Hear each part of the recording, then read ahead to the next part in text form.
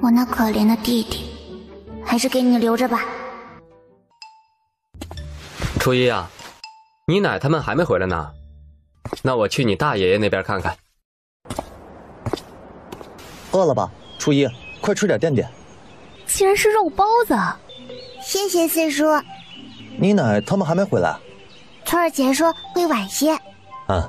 我就不去地里了，我们去做饭。厨房的门被奶奶锁上了。那我去打点水，你在院子里坐会儿，不要乱跑。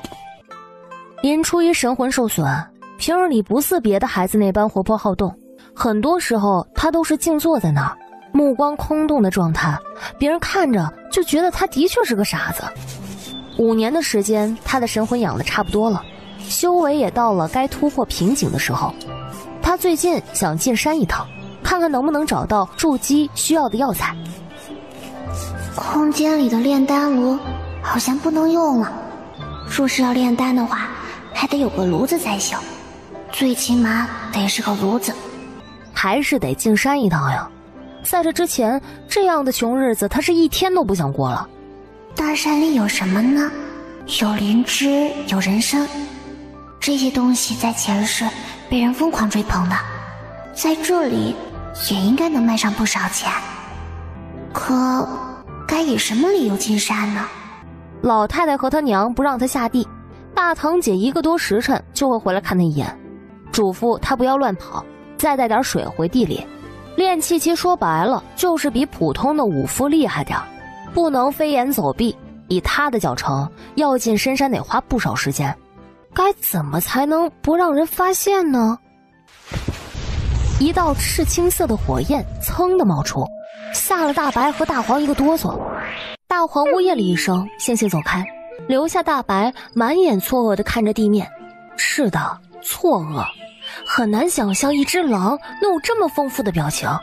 大白啊，你喝了那么多灵泉水，竟然还没开智呢，真是只蠢狼。一天到晚只知道带着他娘漫天遍野的找野菜，用这玩意儿有什么用啊？不准这么犟！若是让人知道他家养了只狼，那还不得闹翻天啊！大白委屈地趴在地上，学着大黄呜咽了2声。老大，林永茂，你是不是又去大房那里了？你个狗娘养的，看老娘今儿不打死你！大白一听，忙站起来抖抖忙，一溜烟出去了。林初一眨眨眼，大概可能这货是不是已经开智了？娘，别打，我没去大伯那里。娘，你别动气，当心气坏了身子，可不能这么打，该将人打坏了。哎呀，你别拦着我，我今天非得打断他一条腿。哎，娘，怎么了？您这是干嘛呢？四弟，我没去，我真没去大伯那里，我就是随便走走。没去？放你娘的屁！你又往大房那里送了什么东西啊？没有，真没有。娘，大哥都说了他没去大伯那儿，先进屋再说。您也累了一天了，先进屋歇歇。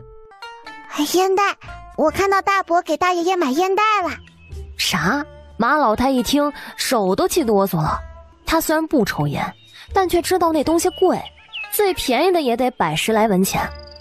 你林永茂啊，林永茂，你看看你自己的媳妇儿孩子过的什么日子啊？你再看看他们大房人身上穿的什么？你有钱我打死你这么个败家玩意儿！我打死你这个白眼狼！怕被殃及池鱼，林永新躲到一边，无奈地看了眼扔完石头激起千层浪就走的小侄女。得，他管不了了，他还是挑水去吧。娘，您累了一天了，别打了，回去歇歇吧，喝点水。马老太打累了，呼哧带喘的又骂了几句。哎呀，给老娘滚！别杵在这让我看了心烦。不是有钱给人家吗？啊，今晚你就甭吃饭了，滚去大房那里吃吧。林永茂哪敢？老太太正在气头上，他这会儿若是敢去大伯那边，回来就铁定会被打断腿。哎呦，永茂啊，你怎么跪这儿了呢？瞧这一身伤哦，哪个不知足的呀？这么孝顺的孩子也下得去手呢。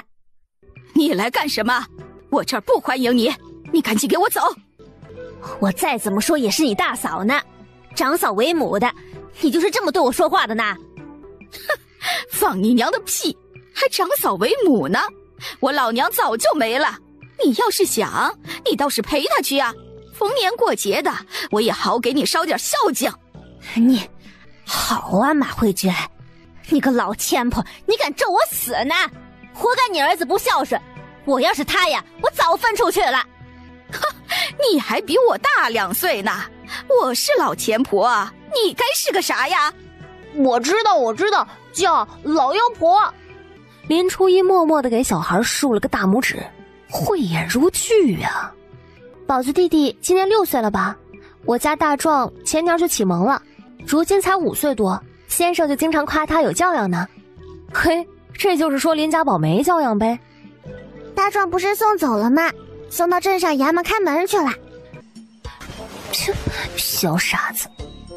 话音刚落，一盆带着温度的刷锅水从厨房里泼了出来，不偏不倚，全泼在了林月兰半新不旧的衣裙上。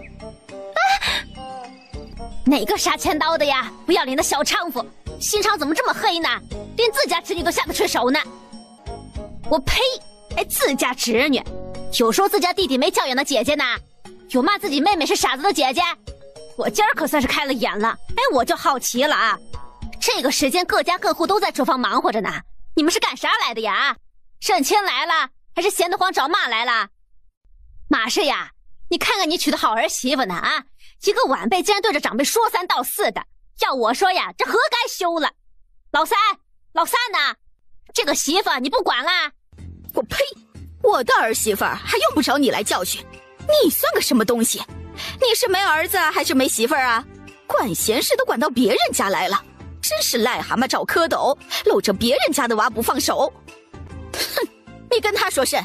他听得懂人话吗？你还不赶紧去做饭，还要我婆子做好伺候你们怎么的？这回合老太太胜。伯娘啊，您还是快带月兰回去吧，我们住在山下，你们一会儿回去还得经过半个村子呢。月兰也大了，这会儿怕是要被不少人看到的，这几日还是别让她出门了。俩人骂骂咧咧地离开了。他们一走，院子里的气氛立刻松快了不少。大郎啊，没柴了，去外面抱点柴火回来。爹，你往边上挪挪，挡着门了。大郎啊，你去跟你奶奶说说，你大伯奶没什么坏心思，她就是过来看看。你看你奶这事办的，怎么还吵上了？还泼人月兰一身水，姑娘都那么大了，真是。林有茂碎碎念没有念完，林大郎已经抱着柴直径的离开了。翠儿姐只比月兰小1岁，他爹永远只是为别人考虑。马老太本就有气，再被周氏过来恶心一下，原本只是说说的话坐实了。林有茂果然没吃上晚饭。饭桌上，马老太掌勺，一人1碗野菜粥，大人一人2个苞米面馍馍，小孩一人1个。桌上无油少盐的一盘青菜，一盘野菜，这就是林家人的晚饭。林初一将馍馍掰开，只啃了一半。扯淡吧，这还是在家里人下地干了一天活的情况下。搁在农闲时，晚上就只一人1个馍馍对着白开水，吃完喝完躺炕上就睡。一人1碗野菜粥后，锅里只剩了个底儿。马老太兑了点水烧开，倒进了木盆里喂狗，意思不要太明显，喂狗都不给你吃，你个白眼狼。刘氏于心不忍，却又怕马老太发火，他只吃了1个馍馍，另一个趁老太太不注意塞进了袖子里。娘，这个我也不吃了，给爹吧。您正在长身体，你吃你的，我让翠儿姐省下来半个就成了。林翠儿喝粥的动作一顿，垂下的眸中闪过一丝落寞。她将馍馍掰开半个给了刘氏，干涩的笑笑。哥，你吃吧，我是女孩子，我吃的少。娘，姐，四叔今天开始教我们四书五经了，还说等明儿从书院回来要考呢。林初一从身上摸出个鸡蛋，他看到林少泽吃饭时也藏了半个馍馍。给，吃吧。姐，奶早上给你的鸡蛋你怎么没吃啊？那你今天饿着了没有？林初一摇头，将鸡蛋递给林少泽，又将半个馍馍给了方兰。娘，吃，我吃了肉包子，我不饿。林初一平时并不怎么愿意与人沟通，以前是魂魄受了损伤，整日里浑浑噩噩，太过疲惫。姐，肉包子好吃不？四叔真好，以后长大要对你们四叔好点。好吃的，可香了。下次四叔再给买，我留着给你吃。不用不用，姐姐吃。以后少泽长大赚了钱，天天给姐姐买肉包子。娘也吃，我们仨一起吃。唉，可怜的娃呀，以为肉包子是世界上最好吃的东西吗？不得不说，吃过肉包子后，一凉就梆硬的嬷嬷更难以下咽了。是时候进山一趟，找点能让他吃上肉的东西回来了。第二天一早，吃完饭后，林家人照常下地。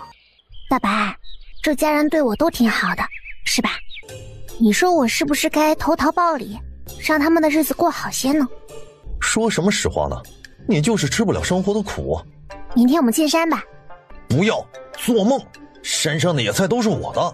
可怜的大白啊，1年前不知道被大黄从哪儿拐回来的，断奶后就跟着大黄过苦日子，饥一顿是饱一顿，最幸福的事儿莫过于吃顿饱的。后来林初一给他喂了灵泉水，越长大是越有灵性。说实在的，至今为止大白还没开过荤，他根本就不知道自己其实是个肉食动物。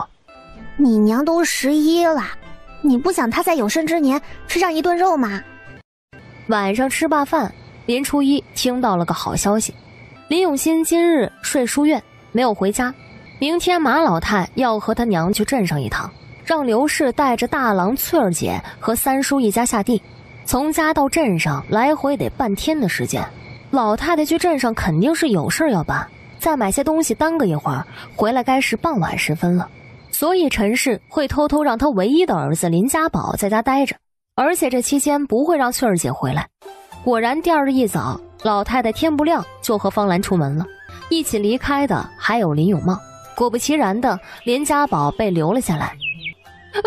姐，我二姐是娘让我在家的，我没偷懒，我又没叫你吃的。是的，当初就是因为四叔带回来的2颗糖，让他早早的就体会到了世界的黑暗。可怜的娃啊，晚上在他爹娘面前那是一掀衣服，竟然没有一点伤，连块青紫都没有，还被他爹给教训了一顿。你二姐小时候遭了罪，不要欺负她。他以为这样已经够憋屈了，没成想第二天趁着家里没人，林初一又将他给揍了一顿，还是没伤的那种。打完撂下话，哼，都说了让你别告诉大人了，以后不听话就揍你一次。当时5岁的林家宝先所有人一步见到了魔鬼。二姐，你别打我。我出门一趟，有人回来就说我在睡觉，总之不能让人知道我不在家，不然的话回来揍你。我知道了，二姐。林初一摸了摸大白的脑袋，没有多做停留，一人一狼往山里走。没一会儿，林初一就在阴暗的古树下找到了一些罕见的菌类。杂草丛生中零星的有几株不常见的药材，没多关注，又往里面走了一段时间，摘了些此趟进山要找的药材，给大白闻了闻，然后当着他的面放进了空间，给大白吓得一个机灵，小表情要多二有多二。你记住了，进山时如果遇到这种带着灵气的药材就带回来。大白晃了晃尾巴，表示自己听懂了。刚开始啊，他以为换了个身体，空间就消失了。后来在他养了一段时间开始修炼后，空间又出现了。只是在雷劫过后，空间似乎有了某种禁制，他的身体进不去，只能储存东西，且能使用的地方很小。又往前走了几步，大白突然兴奋了起来。先别吃，现在吃了可惜了。林初一小心翼翼地将草药连根拔起，送进空间。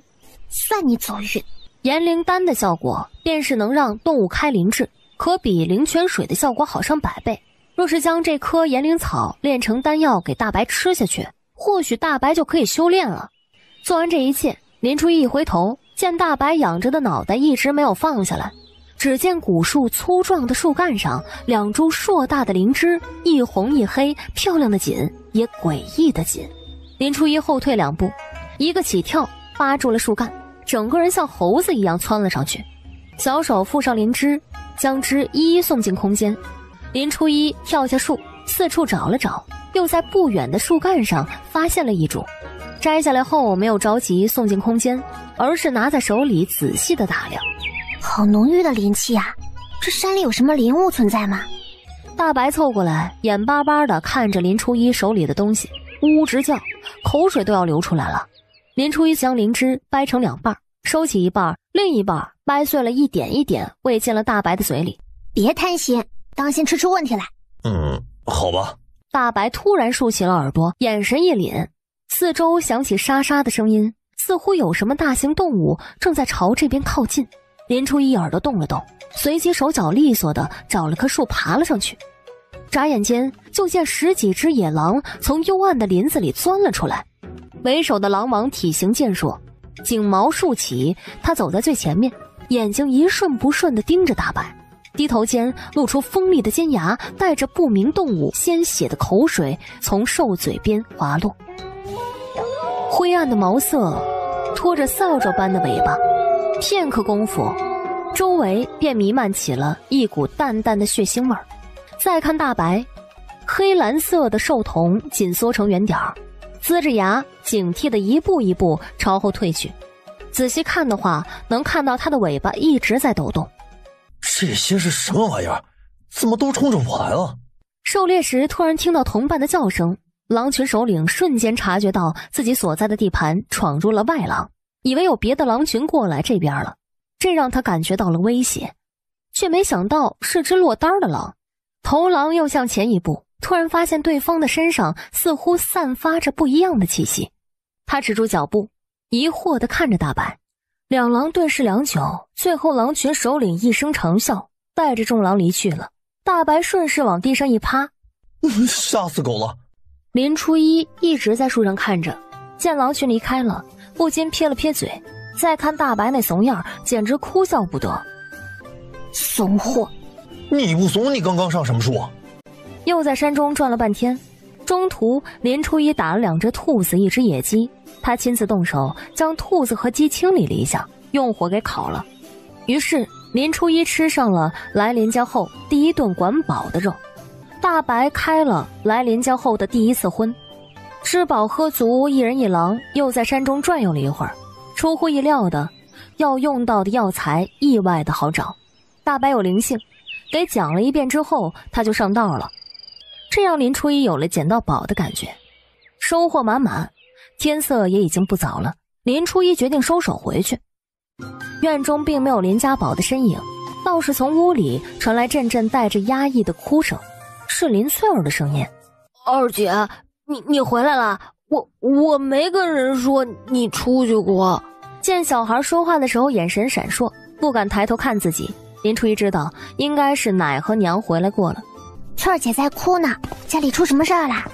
大伯将翠儿姐的婚事退了，没经过家里人的同意，翠儿姐知道后就哭了。她的婚事还是林大山林老爷子在那会儿定下的。男方原本也是村里的人家，姓蒋。林老爷子在时，两家走动的还算频繁。后来蒋家有了点闲钱，想要做生意，老爷子便出手帮了一把。再后来的事儿就比较有意思了，蒋家的生意是做起来了，一年比一年好，却是越来越瞧不上与林家二房林翠儿的婚事。可毕竟林老爷子伸手帮过蒋家，若说退婚，毕竟会遭人说闲话。还有呢？然后那个蒋家看上了永福叔家的月兰姐。奶和我娘在老宅呢。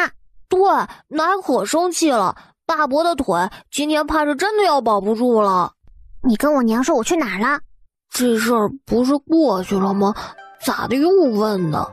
奶和二婶刚回来就去村里了，翠儿姐知道你不在，我说你去村里溜达了。我去村里看看，你看着翠儿姐。哦。林初一到的时候，马老太已经和周氏撕巴开了，刘氏也发了狠，压着一个大房老二家的媳妇儿一阵狠挠。周氏输就输在儿子没马氏多，这会儿儿媳妇儿也没人家多呀。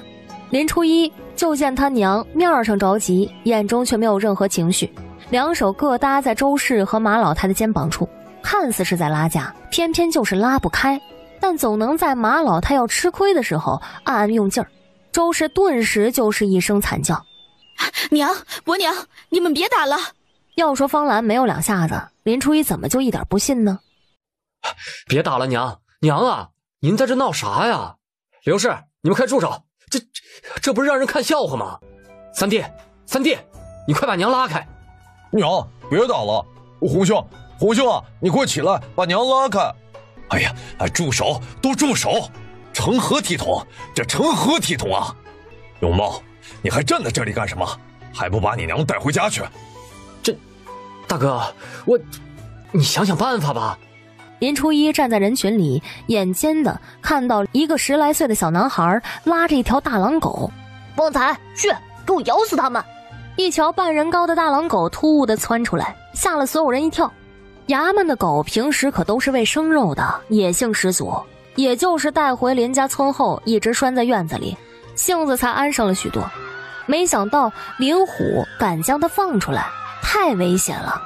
小心，大家快躲开！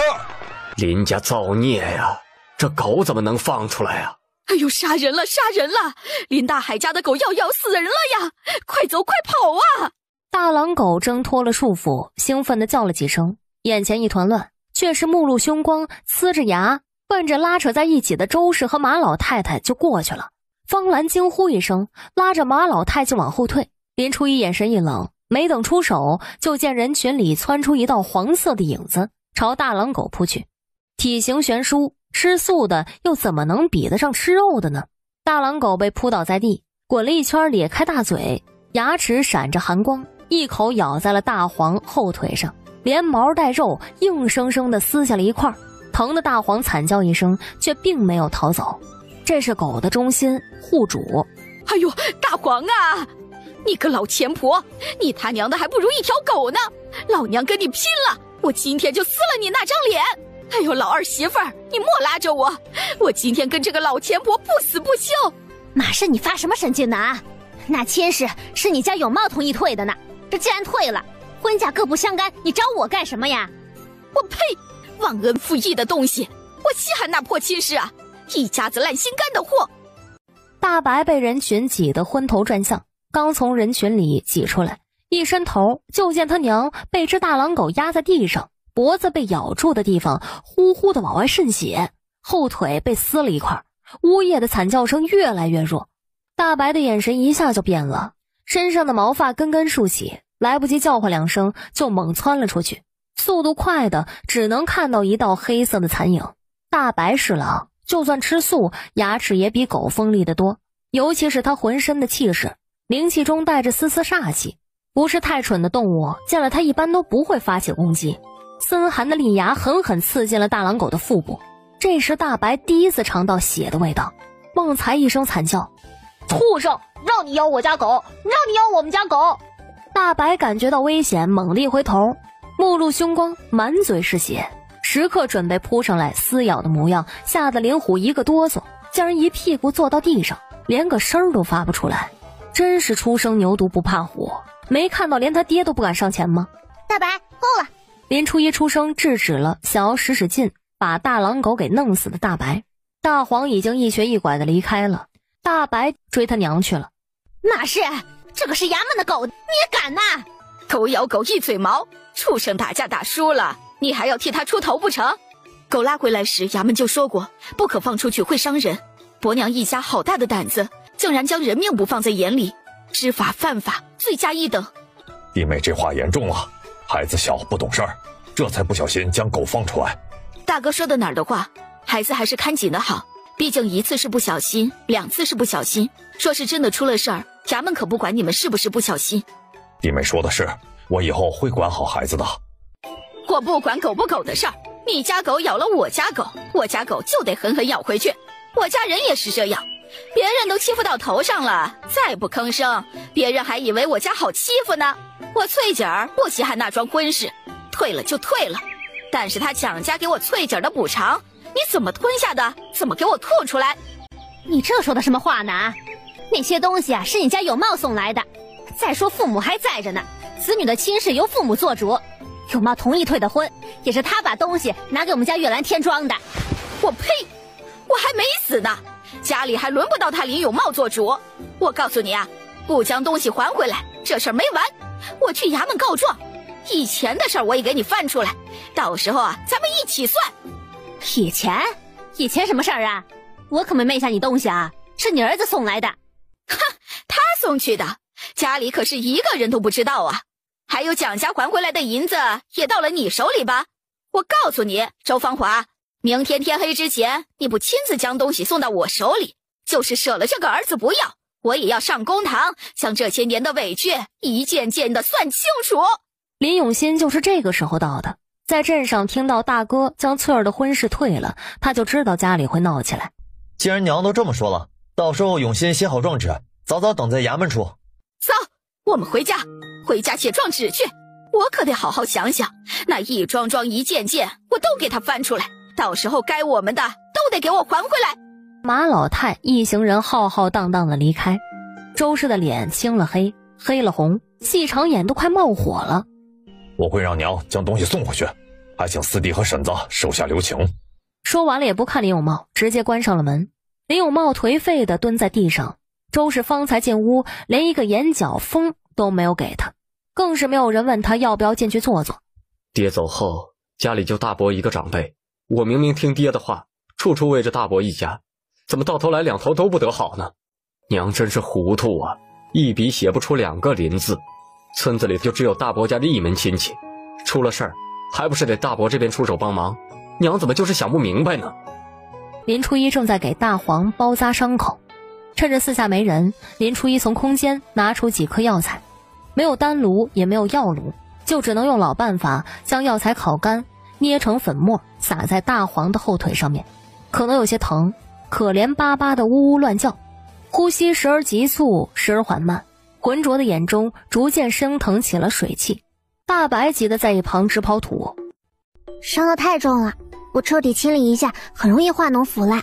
我又不是神仙，还能一挥手就将伤口给治好了。你有那个时间，不如去山里多捉几只兔子回来给它补补呢。哦，对了，记得将你那身血给洗干净了啊。大白听懂了，一转身跟阵风似的就往山上跑去。灵泉水能让伤口愈合得快些，加上那些药粉，顶多3、5天就能痊愈。要不我来吧。林大郎自觉妹妹还小，不能让她做这么血腥的事情。马上就好，大黄很乖的。大黄是好样的，大白也是好样的。给大黄包扎好后，厨房那边饭菜也做好了。吃饭了，娘。林永茂刚好回来，扑通一声又一次跪到了院中。大家各自洗了手，陆续围到了饭桌前。马老太是最后一个出来的，见林永茂跪在那儿，绷着一张脸在桌前坐下，完全没有搭理他的意思。林永茂张了张嘴，见没人帮他说话，只能闻着饭菜的香味儿，低着头不言不语。到现在他都不觉得自己做错了什么，他甚至觉得林永健愿意将东西送回来，是怕他夹在中间作难。娘，你没事吧？娘怎么了？娘，您是不是哪里不舒服？马老太没有吱声，耷拉着眼皮，默不作声地吃着馍馍。饭桌上的气氛有些压抑，谁都不知道要说些什么。林初一目光淡淡地扫了一圈。四叔，怎么了？大黄今天被爷爷家的旺财给咬了，大白护母心切，冲上去给大黄报仇了。大家的饭瞬间就吃不下去了，护母心切什么的。林永新嘴角抽了抽。所以你是想告诉我，大白为了大黄都能跟别的狗拼命，你大伯却胳膊肘往外拐，所以你大伯连狗都不如吗？方兰嘴角僵硬的往上翘了翘，气氛一时间更尴尬了。2条狗而已，用得着特地拿出来说？然而还不等林永新说些什么，马老太一只碗带着风声，呼啸着就往林永茂的头上去了。畜生，你真是连条狗都不如！啪的一声，米汤混着血液从额头流下。林永茂这一声惨叫，捂着头，满脸不可置信地看着马老太。当家的，爹，不要扶他，让他给我跪着！我从小一把屎一把尿的将你们兄弟几个拉扯大，你就是这么对我的？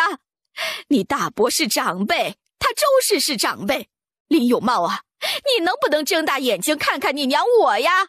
他大房住的什么房子？你老娘跟你媳妇儿孩子住的什么房子？他他大房过的什么日子？你娘我过的什么日子啊？你是我生的吗？哎呀，你爷爷在时就偏心，你爹在世的时候也偏着他自己兄弟，他偏的至少是亲兄弟呀。你呢？你二弟为了你们去从军，你竟然还能拿他用命换的钱去补贴别人家，你这个黑心烂干的玩意儿啊！你这辈子怎么没做个畜生啊？娘，别说了，你还有我跟四弟啊，可别气坏了身体。我为嘛不说？你爹大方，你也大方，房子给人家了，铺子给人家了，牛也是大方的，连自己闺女的亲事都让给别人了，到头来又落到什么了？他是记你一点好啊，还是真的将你当一家人了？也不能这么说，那铺子和老牛，大伯不是给银子了吗？房子是祖宅，两房人都住进去，肯定住不下。再说伯娘那时候也说了，若是爹什么时候想住回去，他们就将屋子腾出来吗？腾出来？你倒是让你爹出来去大房要啊！银子，他林大还给了多少银子？这些年你又贴上去多少银子？你娘我虽然老了，可眼还没花呢。马老太越说越来气，使劲地咳了几声，喘了好一会儿才缓过来。林初一见状，去厨房拿了个碗，舀了半碗水，又兑了一半的灵泉水。没了灵泉玉，灵泉的泉眼堵住了，用一点少一点。平时都是往大缸里加上一些，还是头一回一次用这么多。陈氏看到林初一端水给马老太，稍稍的惊讶了一下，这侄女儿她也不傻呀。我将话都放在这儿了，明天他周氏不将银子和东西都送回来，你就给我收拾收拾东西，滚到大房那边去。打从明儿起，你就是那周氏的儿子，也全了你的孝心了。娘，你这不是让人戳我脊梁骨吗？你还在乎被人戳脊梁骨？村里人哪个不说我给别人家生了儿子？我不要脸吗？我就活该挨人议论。那些人不懂，他们就是想破坏我们和大伯家的关系。我呸！我和那一家子烂心肝玩意儿的关系还用人破坏？我去你娘的畜生玩意儿！奶，别打了，奶！你给我滚！别杵在我面前，这事儿没得商量。养儿防老，养儿防老，养个狗娘养的白眼狼，不如小时候就丢到粪坑里面溺死。爹，你先出去吧，别在这儿惹我奶生气了。你先去大爷爷家，让伯奶给请个大夫包扎一下你头上的伤。林有茂心里一堵，竟然真头重脚轻的离开了。他一走，马老太一屁股坐到了凳子上。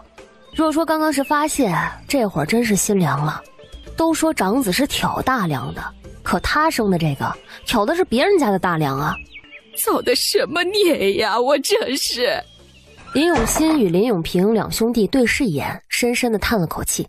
一个是长兄，一个是老娘，除了劝他们，什么都做不了。唉。天渐黑时，大白叼着只兔子回来了，往林初一面前一放，掉头就走。兔子一落地，好险没跑了。好在林初一眼疾手快地把兔子给提溜了起来。兔子浑身上下没有一点伤口，也不知道被大白追了几个山头，愣是累岔了气儿被逮住了。它的肚子是鼓鼓的，看样子是怀了崽的。得了，这只啊还不能吃，养着吧。好在大白没一会儿又回来了，这次带回来的是只野鸡，野鸡断了一只腿，不知道从哪个捕兽夹上顺嘴带回来的。要不你生啃？大黄肯定不会给他答案。林初一无法，面无表情地接过野鸡，一把捏死，反正不是人吃的，拔了毛省去了开膛破肚的步骤，直接开烤。好香，好香！哎呦，我的娘，这啥味儿啊？姐，你哪来的野鸡？还有兔子？大白抓来给他娘补身子的。什么？啥？那这兔子怀了崽，给关起来，等生完了再吃。大郎眼疾手快，按住他怀里的兔子，眼睛亮亮的。二叔走后，他们多久没吃过野味了？不对，是多久没吃过肉了？野鸡不大，也没有仔细清理，但看着一左一右两个小馋虫，林初一将野鸡的腿儿撕下来，一人给了一个，然后又看了看林大郎，犹豫了一下。要不脖子给你？不了。然后林初一就当着所有人的面将剩下的鸡全放到了大黄的面前。看着大黄香喷喷的大块朵颐，林永新和林永平内心久久不能平静。败家玩意儿，竟然还真的是给大黄补身体的。林家宝和林少泽吃到了肉，围着大白絮絮叨叨，让他下次多带点猎物回来，这样他们就能天天吃肉了。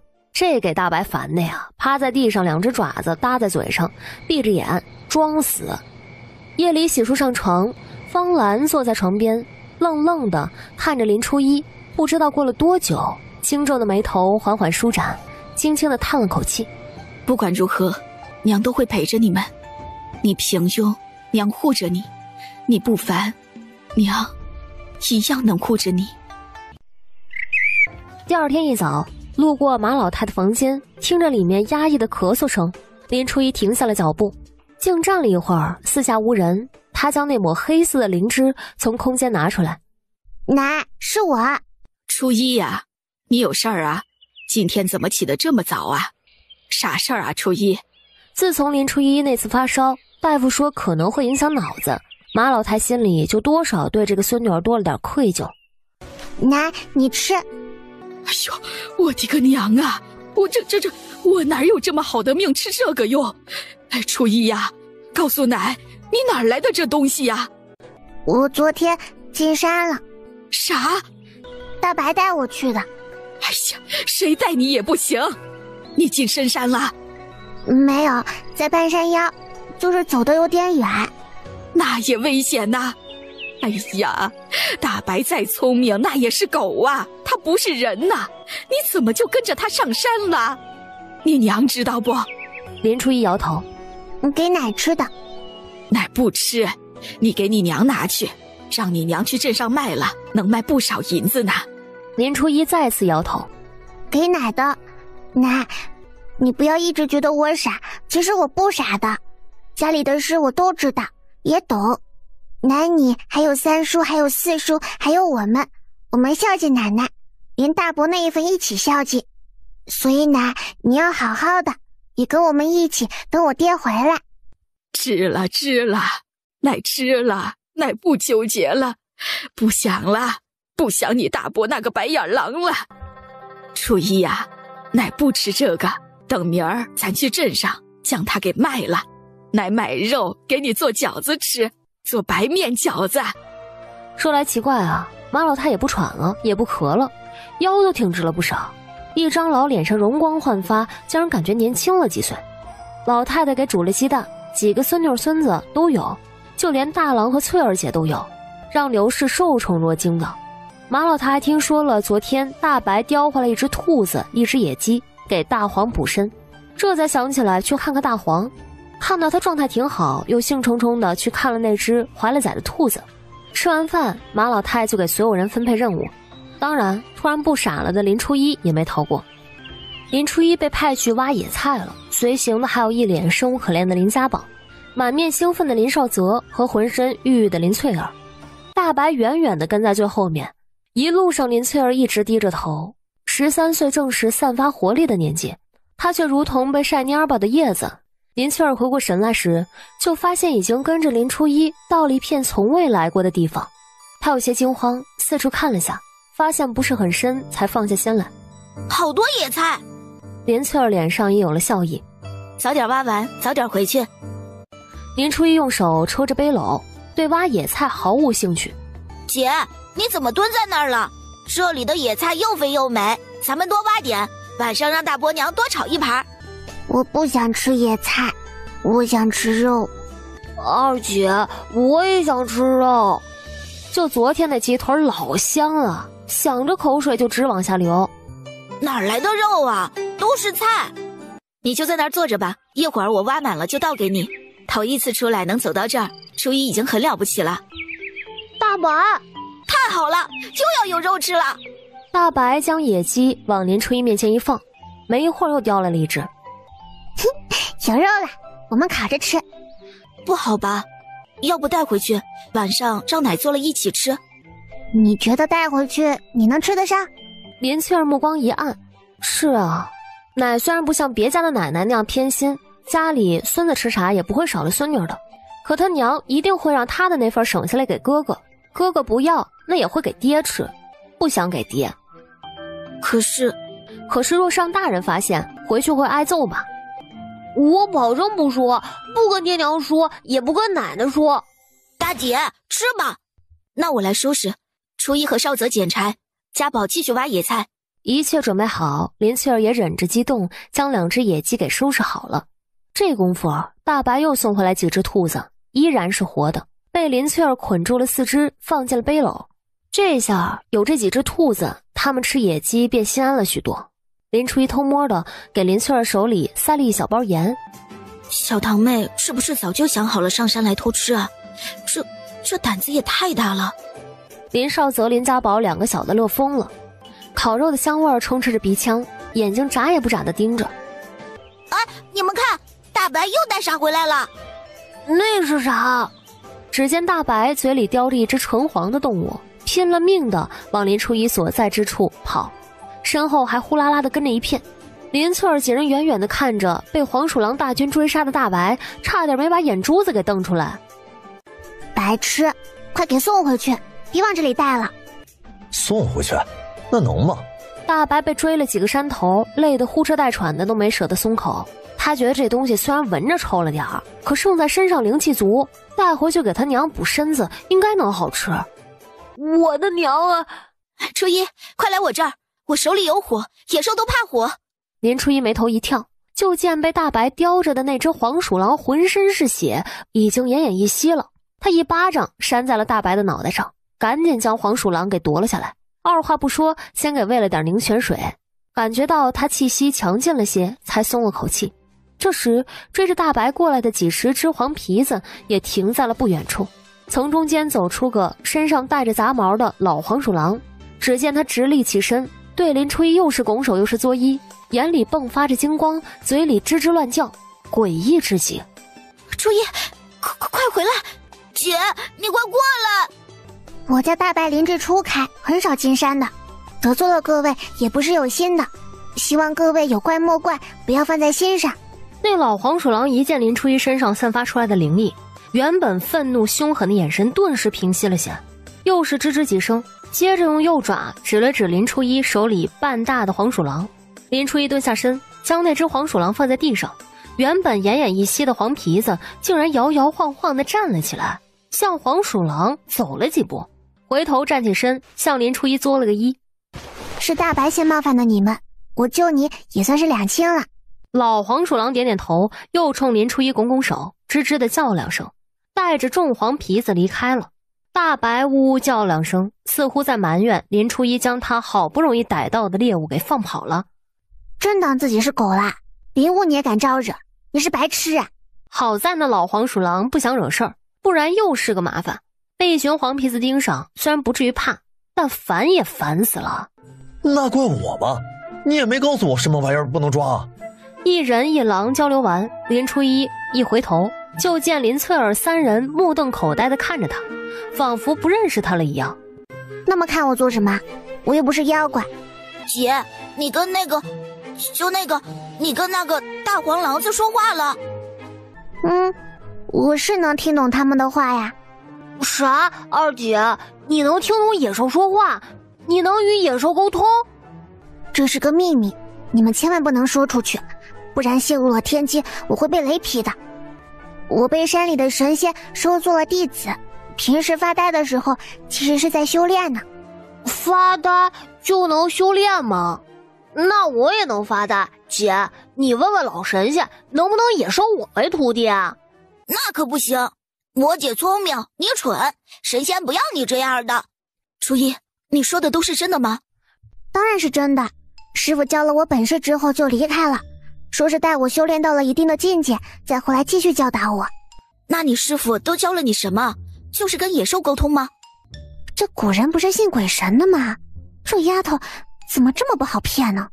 他慢悠悠地伸出手指，只见腾的一下，赤青色的火焰凭空升起。姐，你好厉害！姐，你是我姐吧？你可不能不认我呀！哎呀，行了，别酸了，听话以后就教你们。真的？姐，你真能教我？我能学吗？能学会吗？姐，你是我亲姐，以后我有东西都先给你吃。我给你先磕一个。林初一无语。初一，我也能学吗？你能学，必须学，不求多厉害，最起码遇到事儿能自保。但得循序渐进，先用灵泉水洗刷着身体，后面的慢慢来。大伯指望不上，大伯娘是个性子软没主见的，无论正里歪里，只要你能说服她，你家呀就是你说了算。娘其实不是不喜欢我，只是把哥哥看得比较重。逆来顺受只会让你越来越糟糕，我们家以后肯定会跟别人家不太一样。你真想让大伯和大伯娘一辈子掌控你呢？30年河东，30年河西，以后的林家江家高攀不起的。林翠儿低着头，退亲到现在谁都没有安慰过她一句，就连她娘也不曾过问她是不是委屈。爹觉得她配不上蒋家，娘觉得少了一门对他们家有助力的亲家，只有林初一跟她说蒋家配不上她。可是出奇的，她心定了，蒋家的确配不上她，她的妹妹是神仙的徒弟啊。吃吧，吃完我们挖点野菜回家。好。4个人里面有3个是小豆丁儿，2只鸡吃到撑都没吃完，剩下的全进了大白的肚子。太阳偏西，连翠儿带着3人回家。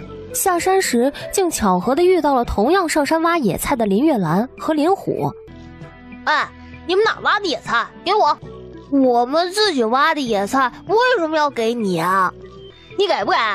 林虎，你敢抢东西？信不信我回去告诉奶，还让奶去你家呢？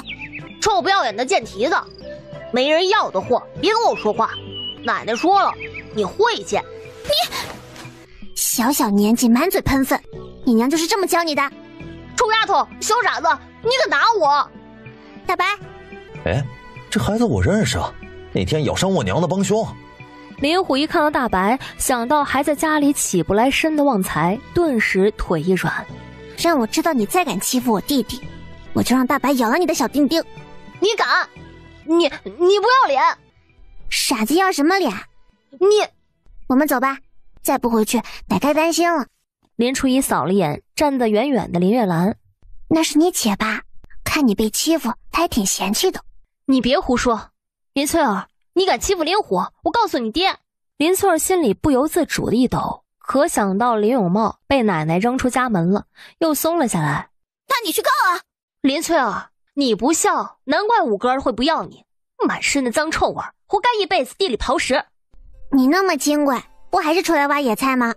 听说蒋家还没去你家提亲吧？还不知道你到底是妻还是妾呢。林月兰脸上一阵青紫，昨天退了林翠儿的亲事，蒋家是没有立刻定下她，那又怎样？这10里8村的还有比她更合适的吗？林初一不再搭理她，下了山之后就见林家宝和林少泽满脸崇拜地看着他，就连林翠儿也是，方才那一脚真是太帅了，果然不愧是神仙的徒弟。记得保密。3人重重点头，这是他们之间的秘密，谁都不能告诉我。他们要悄悄地跟林初一学本事，然后震惊所有人。怎地这会儿才回来呀？是不是没挖到啊？哎呀，挖一点就行了，也吃不了那么多。山上没有，就去地里找啊。怎得挖了这么多呀？奶，我们早就挖好了，我们等着大白捉兔子呢。奶，你看，大白捉了好几只兔子。哎呦，这么多，这都是大白捉的？是啊，奶，都是大白逮的，我们就在树下等着。奶，我要吃肉，我们晚上吃肉吧。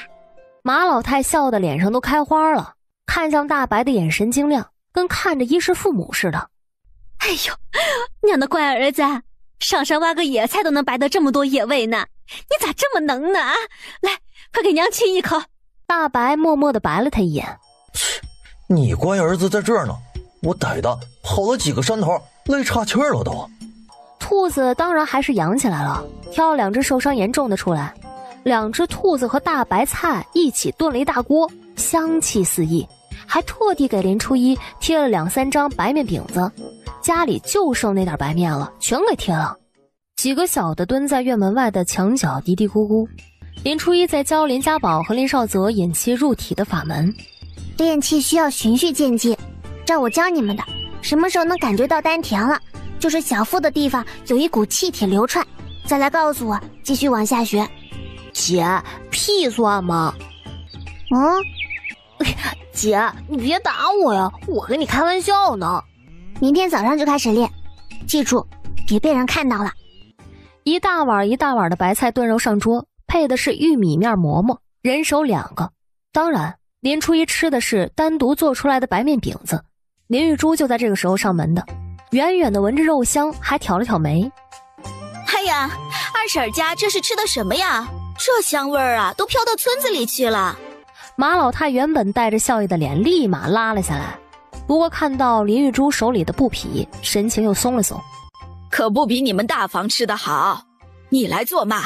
婶子这是说的啥话呀？都是一家人，没事还不能勤走动了。这人呐，关系好都是靠走动的，不是？马老太可不吃他那套。银子呢？林玉珠话音一顿，心里将马老太骂了个半死，又不得不忍痛从怀里掏出10两碎银。本来就是来给婶子送银子的，这翠儿受了委屈，大嫂可得给她多补补。林玉珠打算的好，蒋家补偿给林翠儿的，到了刘氏手里，就是到了林永茂手里，到了林永茂手里，还不是得乖乖的拿去大房给他娘？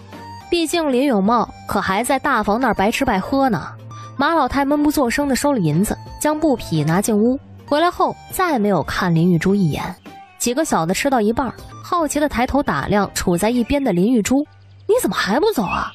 林玉珠还以为马老太会留他吃饭，没想到站了半天，竟是没有一个人理会他，顿时满脸难堪。那婶子，你们吃，天也快黑了，我就先回去了啊。路上注意这些。该死的破落户，一家子眼皮浅的。林初一晚上洗漱后，就神神秘秘的将剩下的那颗灵芝给了他娘，惊得方兰半天没反应过来。我给了哪一颗了？这颗给娘，不卖钱，吃。初一，你进深山了？没有，就是稍微走远了一些，我跟大白去的。奶说不让去了，以后只能在浅山挖野菜。你奶说的对，以后不能随便跟大白走，他是野兽，去哪儿都没有危险。你不行，你还小呢，大了也不行。深山里有大虫，那是人能进的地方吗？林少泽在一边一脸的不以为意，他姐是神仙的徒弟，山都是他姐的，哪里有他不能去的地方了？我知道了，娘，以后绝对不去了。我听村里的赤脚郎中说，灵芝补身体的，你吃了吧。娘不吃，这个也给你奶卖钱。不行。方兰生林少泽时伤了身子。娘，你吃吧，以后我长大了也给你买灵芝，我会赚很多钱的。他一定会跟姐好好学，以后也进山给娘找灵芝。方兰哭笑不得，哪有生吃灵芝的，皇上也不能这么吃啊。好，这是初一给娘的，娘自己吃，不卖。第二天一早，天蒙蒙亮，马老太起得最早。方兰进厨房时，他已经和林永新对付着吃完了，交代了2句就匆匆出了门。林永新很是好奇，今天并不是赶集的日子，他娘上镇上干嘛呀？而且瞧老太太那样子，背着个背篓四下乱看，还有些紧张。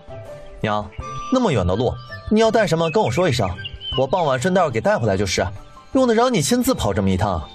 你懂个六啊！林永新不说话，马老太又憋不住了，看他一眼又看他一眼。娘，你到底怎么了？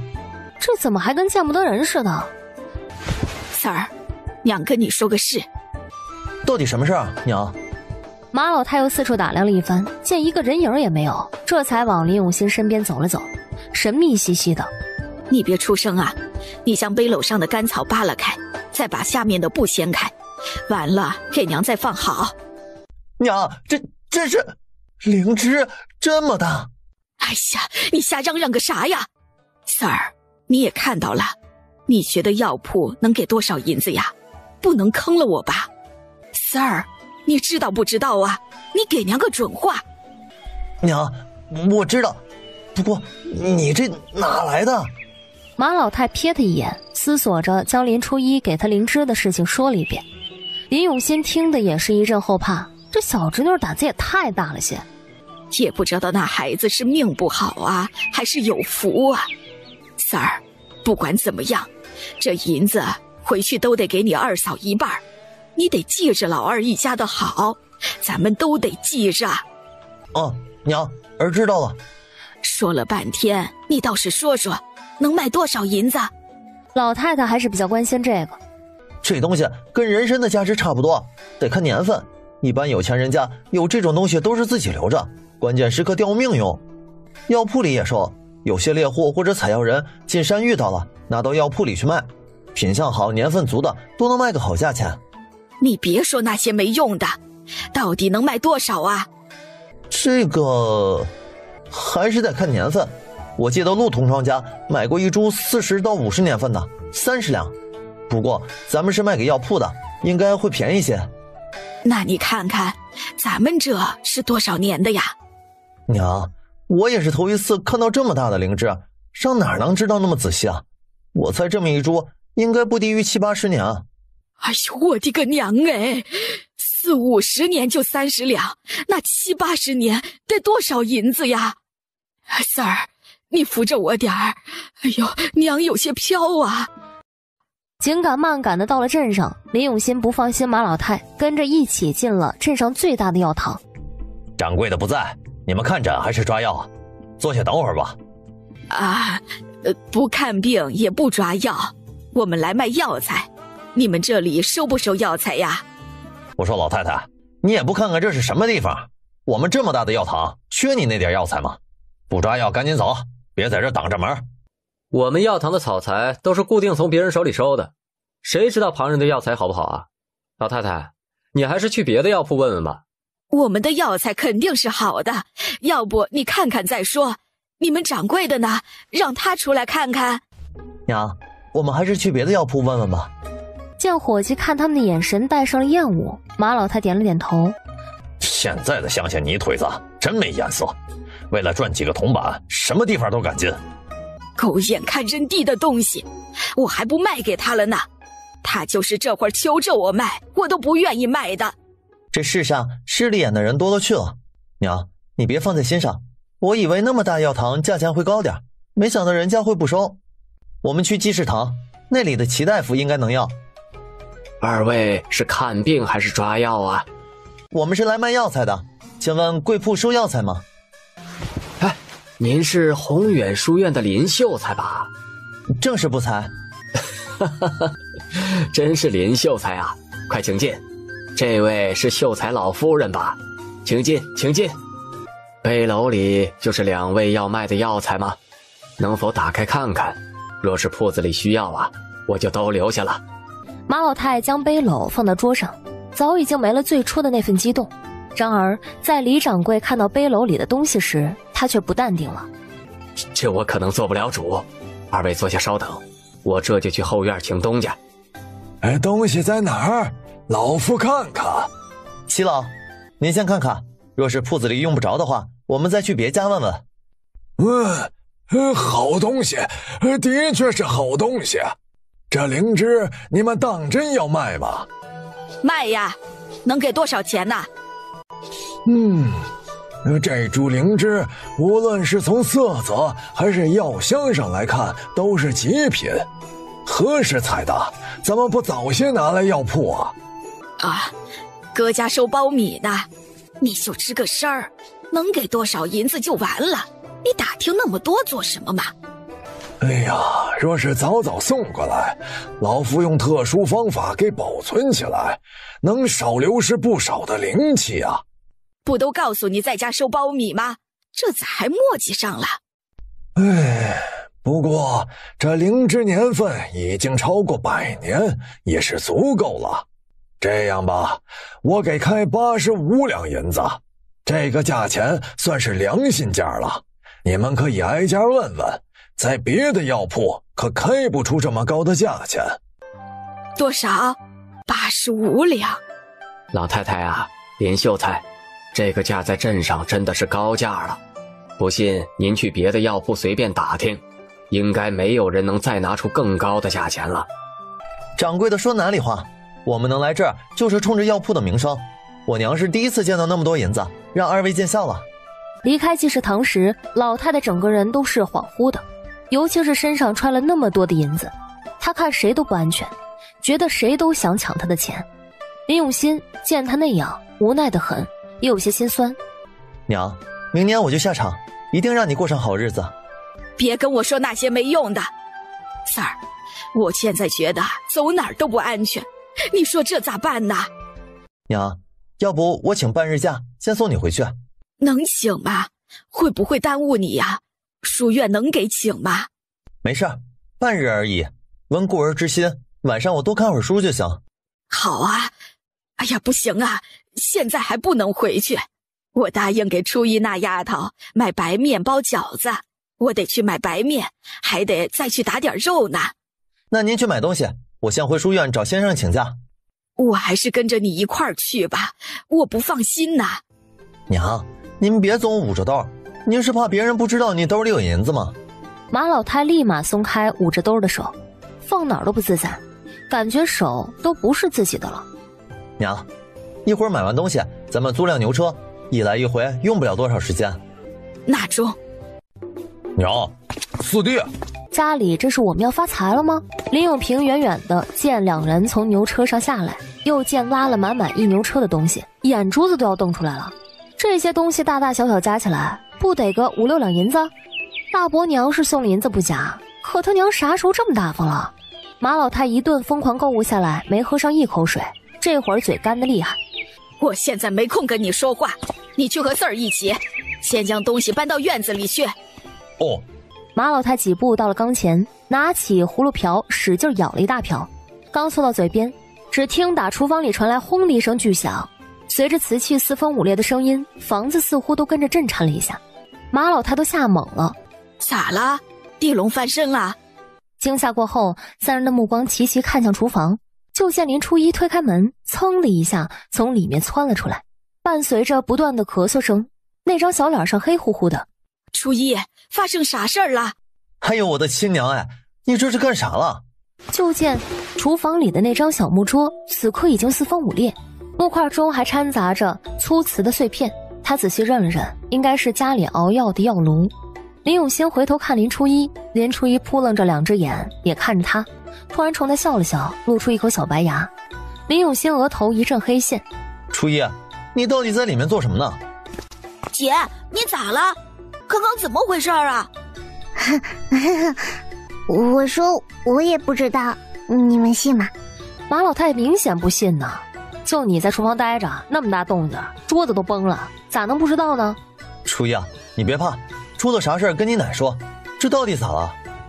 真不知道，我就是想用药罐子给大黄熬点药，然后一点火，它就炸了。马老太木愣愣的转头看向大黄，给大黄熬药？给狗熬药？林永新和林永平一脸怀疑，他们咋就这么不信呢？大黄明显感觉到院子里的气氛有些不对劲儿，咧开嘴冲众人一笑，一瘸一拐的又回去了。马老太，林初一，我是不是看错了？大黄刚刚笑了一下，可能伤好了些，他心里高兴吧。这狗高兴了也能笑吗？然后一抬头就见大白蹲在墙角，见他看过去，咧开嘴矜持地冲他笑了笑，顿觉头皮有点发麻。说起来，他们家这两只狗是不是有些聪明过头了？气氛逐渐有些诡异，就见林初一突然一抹脸，小表情极认真地说：奶，我错了，以后不会了，对不起奶，我这就上山挖野菜赎罪。林初一兔子似的没了身影，大白一见他跑，趁乱也跟了上去。哎，林少泽和林家宝总感觉林初一定是背着他们干了件大事儿，想去追，被林永新眼疾手快的一手一个按住了。你们几个小的最近在做什么？一天到晚的神神秘秘，竟是连牛车上那么多东西都不稀罕了。你们俩赶紧搬东西，你们四叔只请了半天假，一会儿还得跟着牛车回镇上去呢。奶，一会儿搬完东西，我想去找二姐。你找她做什么呀？搬完了给我下地去，要玩等苞米全部运回来再玩。一人一狼往山上飞奔而去，找了个没人的地方，林初一松了口气。大白殷勤地凑过来，虽然不知道林初一在厨房干啥了，但他身上淡淡的药香和浓郁的灵气可逃不过他的鼻子。林初一到底在厨房里干什么了？自然是在炼丹，没想过会成功，也没想到炉子会爆炸。他呲牙一笑，虽然用药罐子炼丹，出丹率低，丹药的品质太次，但他成功了，这到哪说理去？那出鸡丹，不过你用不上，2颗都是我的。洗碎丹的话，3颗只能给你1颗，灵岩丹3颗都是你的。你先把这颗吃了，然后去给我找个安全隐蔽的地方。我在炼气期停留的时间太久了，今晚就要突破。洗髓丹不能随便吃，等你将灵岩丹完全吸收再说。大白能感知到丹药里蕴含的灵气，丹药入嘴便化成了一股灵气，慢慢扩散至全身。大白舒服地眯着眼，一声接一声畅快的狼嚎从大白的嘴里发出，很快便起了连锁反应，似乎是狼族的狂欢，连绵起伏的狼叫声响彻大山深处，动静大的就连山下的村民都听见了。众人议论纷纷，担惊受怕，是不是狼群要下山吃人了？狼叫声一起，马老太也心惶惶的。好在没多一会儿，山里就安静了。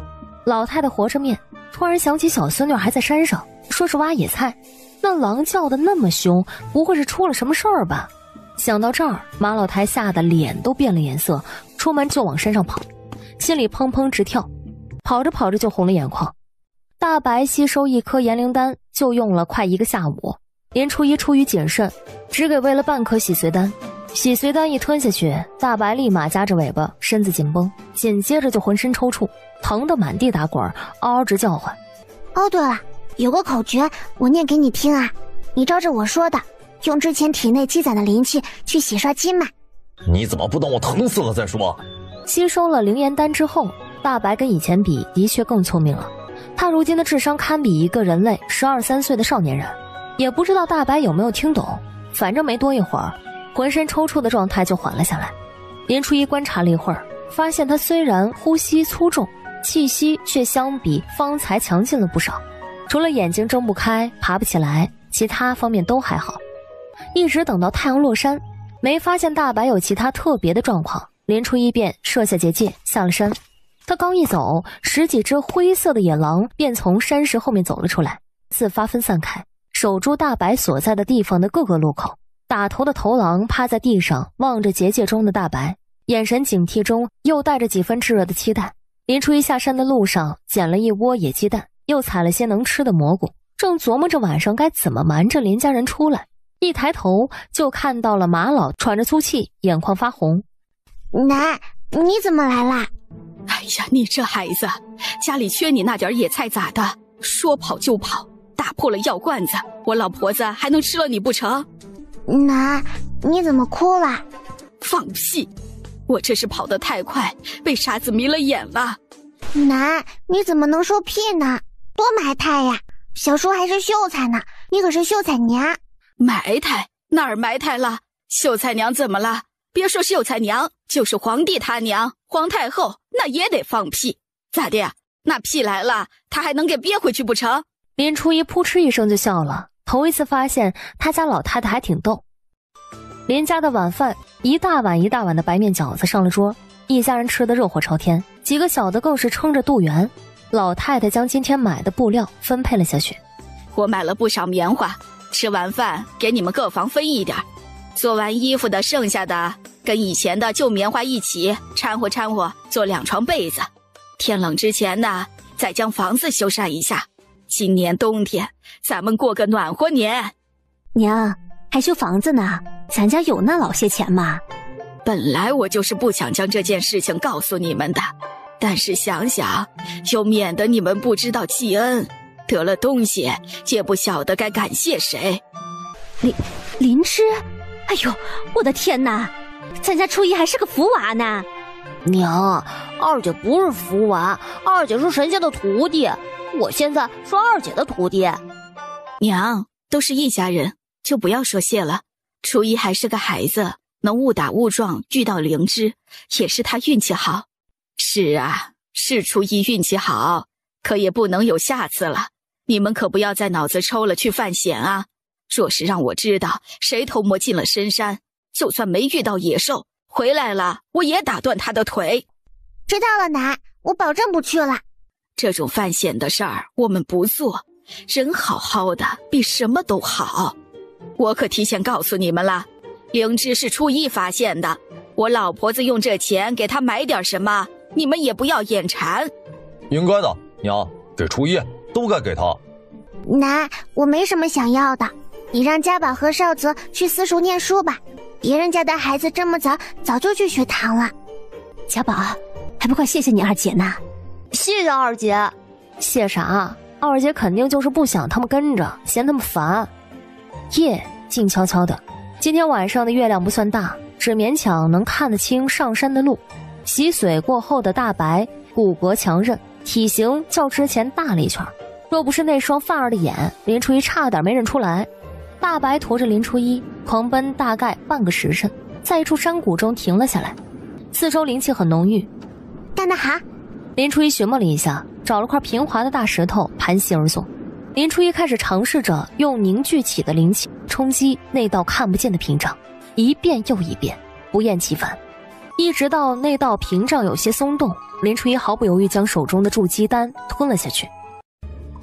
3道雷电一过，林初一浑身瘫软，一脸漆黑。谁他妈筑个基还要渡雷劫的？他就要啊！没办法，修炼本就是在夺天地之造化，他体内的灵火又是天地中的少见的火焰，若不是他强制的用神魂与之契约，根本不可能驾驭。我没死，别扒拉我。林初一面朝天，目光直直地看着月亮，发起了呆。筑基过后，他发现自己的神魂竟然能进空间了。上一世灵气浓郁，生机勃勃，自成一方天地的空间，随着他重生过后，就跟遭了难。大片的灵果树如今干枯凋零，毫无生气。药田亦是，那些千百年的天材地宝虽然还在，可毫无灵气，也没有一丝药香。林初一站在池边，这就是灵泉域所在的地方，也是这个空间所有灵气的源泉。水池里只有浅浅的一层小拇指深的水，倒是门口的那只炼丹炉，他能触碰得到。林初一在门口坐了一会儿，有些不甘心，最后无法，只能郁闷地出了空间。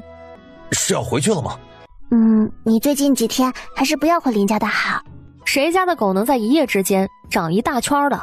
吃人参灵芝也没那么快吧？大白倒是明白这个道理，点点头，将林初一送到了山下，悄悄地从院墙翻进了院子。林初一偷摸地回了屋，看了一下熟睡中的方兰和林少泽，随手解开了让人一直昏睡的小法术。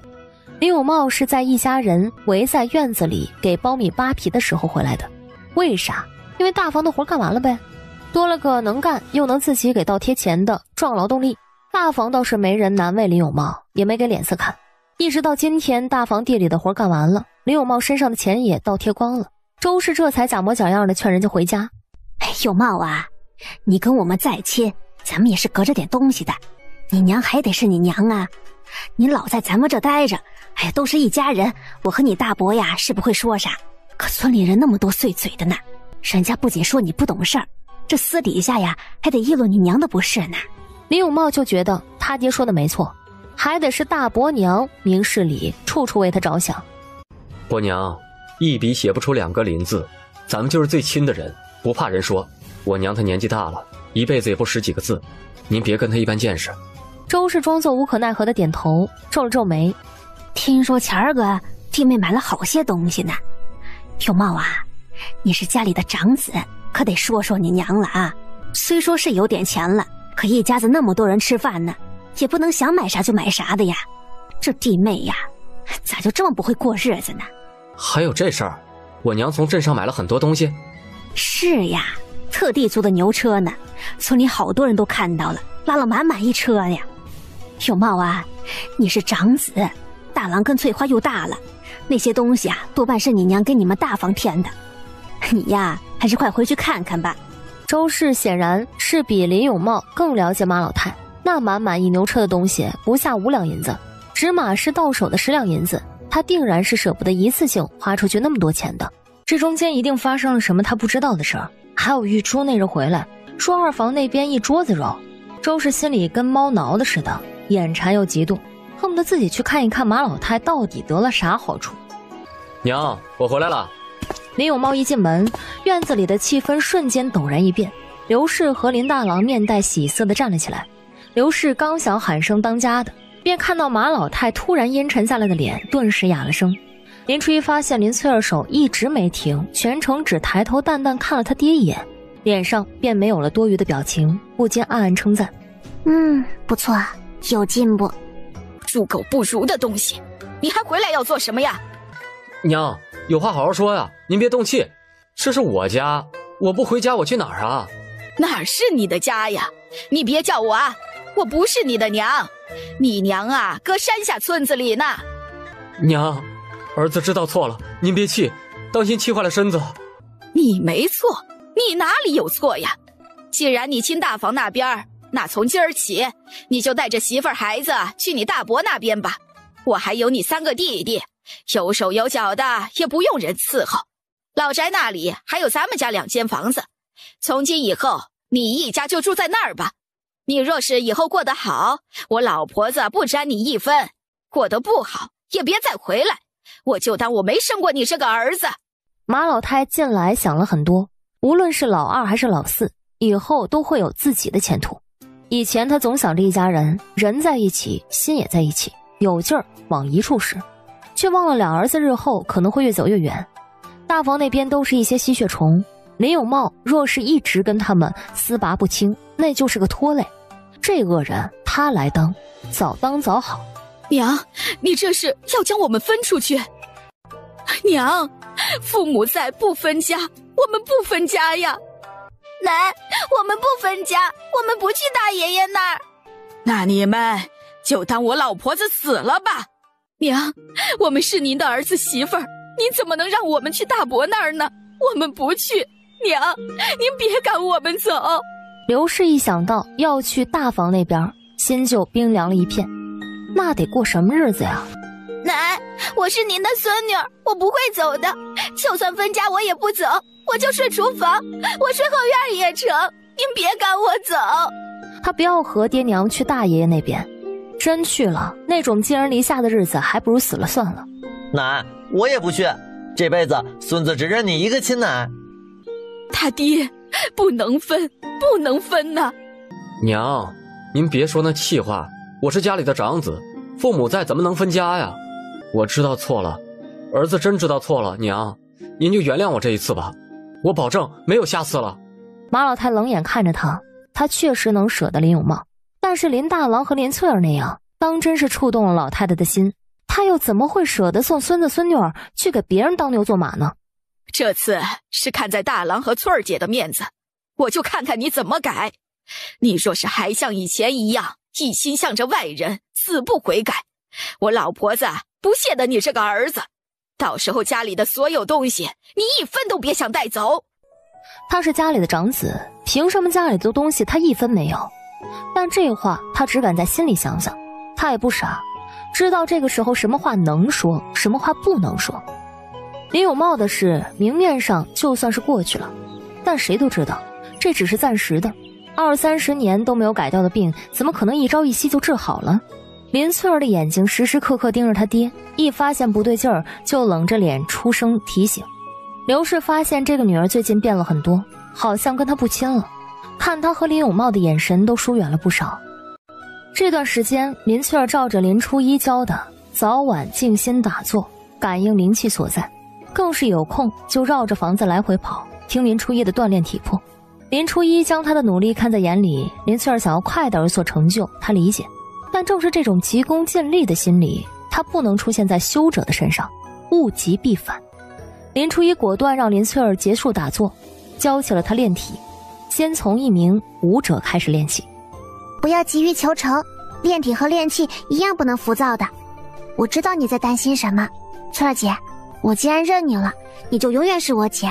放心吧，哪怕离开大伯和大伯母，哪天你遇到心仪的人，我也能保证让你十里红妆，风风光光的嫁出去。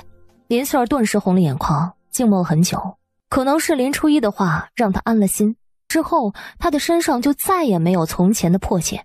大白这几天在山里野收服了100多号狼，也不知道中间发生了什么，现在山里的狼群对他是唯命是从。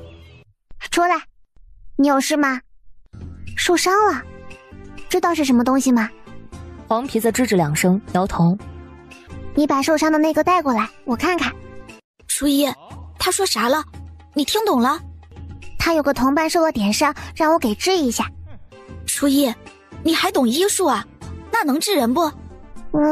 这个得分情况，有的能治，有的不能治。比如外伤内伤能治，不是很罕见的毒也能看情况解，但生病的我就没办法了，那得看大夫。那也太厉害了，这些也都是你师傅教的？你师傅真厉害，初一你也聪明，还这么小就会这么多。想想一会儿会发生的事儿，林初一觉得凭林翠儿现在的小心脏应该接受不了，便让他继续绕着山锻炼去了。没过多大一会儿，先前那个黄皮子就又回来了。林初一一眼就认出，就是上次跟他交涉的那只。这只老黄皮子明显是有了道行的，也不知道什么东西能伤得了他。好像是被毒物给咬了，能治的，毒不深，一会儿就能行的。灵泉水能洗刷体内的杂质，能解一些轻微的毒素。林初一很好奇这群黄皮子在山里遇到了什么，看着身上似乎比前段时间多了些灵气。林初一拧眉看向了深山，隐隐觉得那里似乎有什么他必须去一趟的理由。老黄皮子果然没一会儿就醒了，他很聪明，一看到林初一就知道怎么回事。多谢。林初一询问他们遇到了什么。我也不知道遇到了什么，就是突然感觉到有很浓郁的灵气，我就带着几个族里的弟子一路寻了过去。在路过一处林子时，觉得脖子上一痛，接着浑身麻痹，然后就没了知觉。再醒过来，就在这儿了。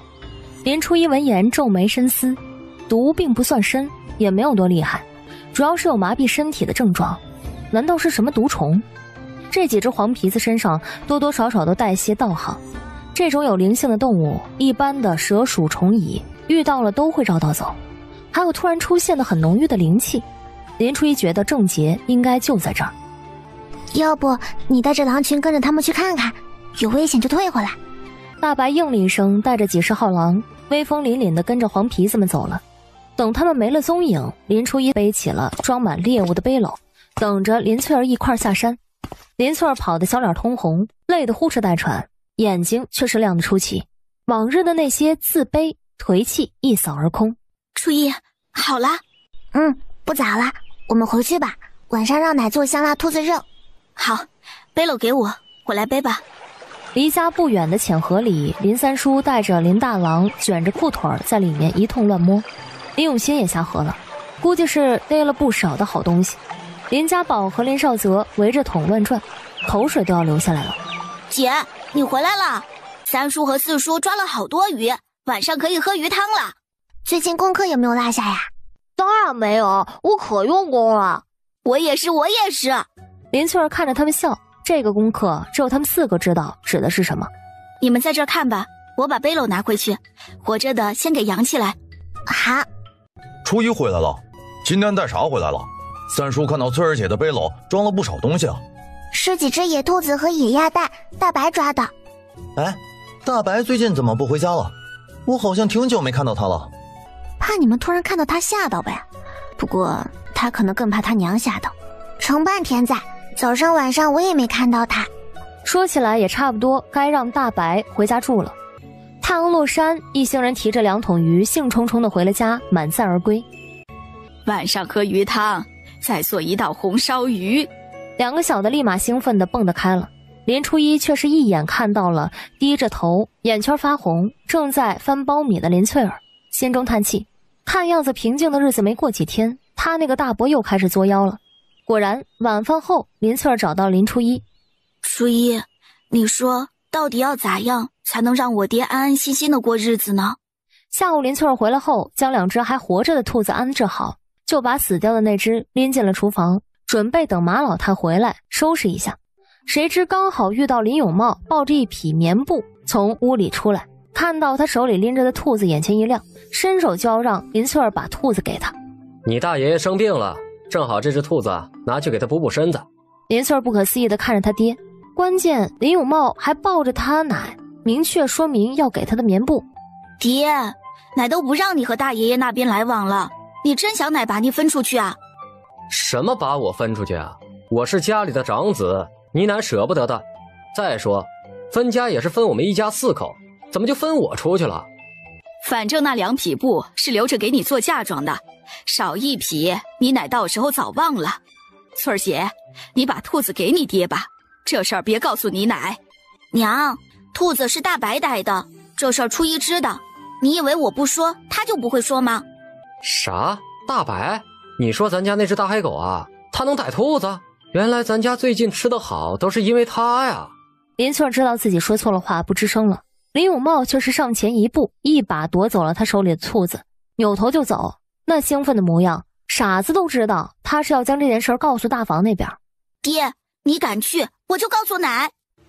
臭丫头，白眼狼，老子是你爹，你到底跟谁亲啊？你敢告诉你奶，分了家我就把你卖到大户人家做丫鬟。丢下这句话，林永茂就走了。翠儿，那毕竟是你爹呀，你别告诉你奶，不然我们就会被分出去的呀。林翠儿没有一刻像现在这么讨厌刘氏。娘，你觉得为什么我爹从不拿你当回事儿？你这孩子，你胡说什么呢？你爹还是向着我们这个家的。因为你活该。